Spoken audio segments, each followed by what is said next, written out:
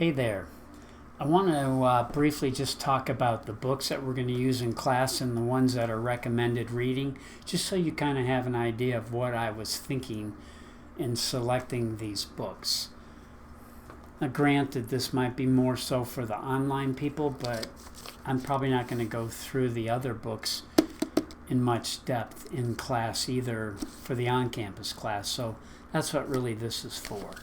So, of course, this is our main textbook, and I got to be honest with you, I probably took about 3 months reading about every possible book I could find, especially the recent ones that had anything on team interventions, and for the most part was pretty disappointed.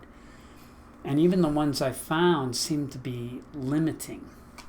And I'll tell you, probably the biggest concern I had, which led to that book, was that being someone who having been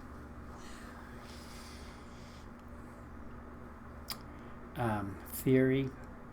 Okay. All right. Greetings. I just want to do a very quick book review for you of the books that I chose for class and the recommended books, and kind of tell you a little bit about my thinking in doing so. Of course, this is our class text. Now you might wonder, it's an older book, as actually both books are older, and I'm going to tell you why I chose that. Now keep in mind, I've been doing team interventions probably for over 25 years. So I know a little bit about this process, and so I kind of have high standards in my mind about what would be an effective book. And so when I knew I was going to create this class, let alone teach it, I did a thorough research investigation of what books are out there, and I have to be honest with you, I was very, very disappointed. In fact, I had to read about, maybe 5 different books from cover to cover to really get a sense of what they were about. And that was a lot of time, I might add, it took. And I realized that they were all missing something.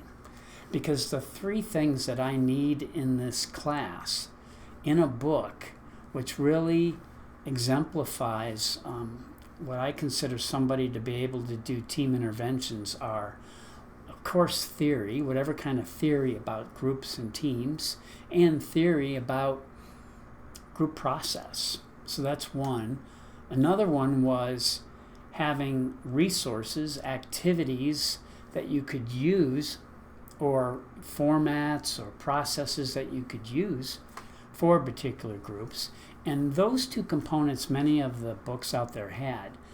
But what none of them had at a level that needed to be there was information about what it takes to do this kind of work, the actual skills and abilities of the facilitator. And so that's why I picked this book, because even though it's a little bit older, it addresses all 3. And not only does it address all 3, actually it addresses all 3, but it particularly addresses the skills and abilities of the facilitator and the process involved in doing, the theory, the process involved. The activities itself, although it has recommended activities in there, that's why we've got the next book to do that. This is also a book that's been around for a while. The reason I like this over the recommended books, which we'll talk about in a second, is because this was extremely comprehensive and easy to use. I love the models on how to set up, how to put group dynamic issues into certain categories. And then the way the book is designed is based on those categories. It shows you a series of options, activities that you can use to help groups through those. And you know what? They all still work. And this was the most thorough book of activities that I found that tied directly into group process work. And believe me, I've checked them all. So that's why I picked these 2 books. And even though they're outdated, the profession isn't outdated. And I've already been using them, and it's been extremely helpful. So that's about the two primary books. Now, as far as the recommended books go, this was one I really liked. It was the Pfeiffer Book of Successful Team Building Tools, and it's just chock full of various activities and things you can do, and it's been highly recommended by a lot of other consultants. What this really is, though, is just a series of activities. It doesn't create essentially the model of how to identify a problem and then link it to activities. So that's, again, this one has a little bit more substance. This one has probably greater activities, but it's not so much linked to anything in particular. So it's probably good to have this on your shelf if in any way you're going to be doing team building or group interventions seriously as a professional. And along those lines, we've got the Change Handbook. Now, the thing about this book is it is very similar to this book. It's got a lot of theory, a lot of meat to it, and it's not just about change, but the idea is any kind of intervention activity to get a group to evolve involves change, and that's really where the title came from. A lot of my peers in the field really like this book. The main thing I didn't like this book was, although it's got good theory and good activities, doesn't say much about the actual training abilities of the facilitator.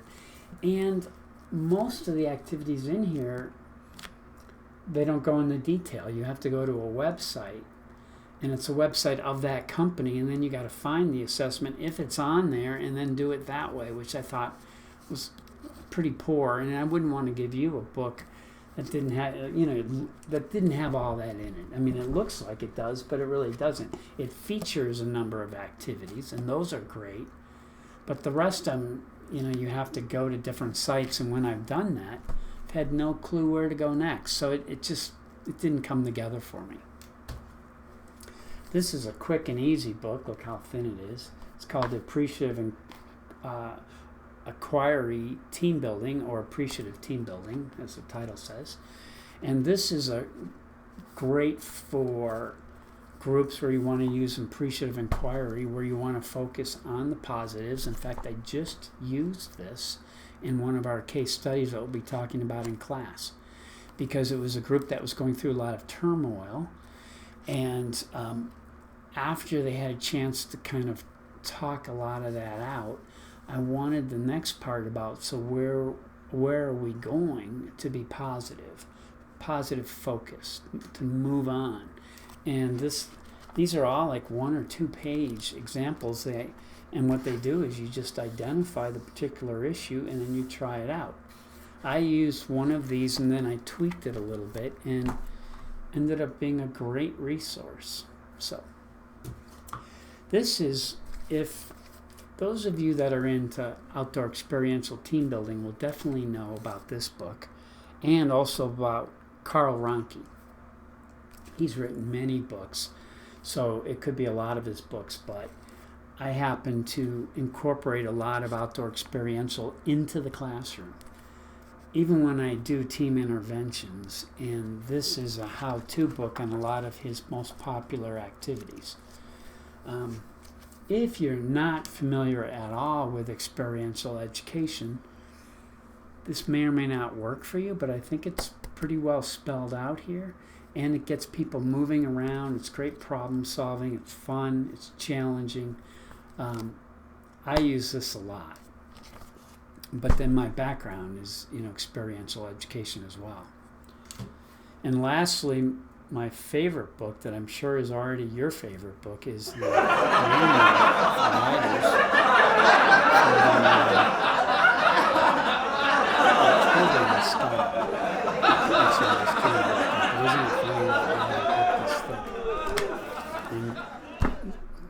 Something a couple handouts could answer. But anyways, that's just me.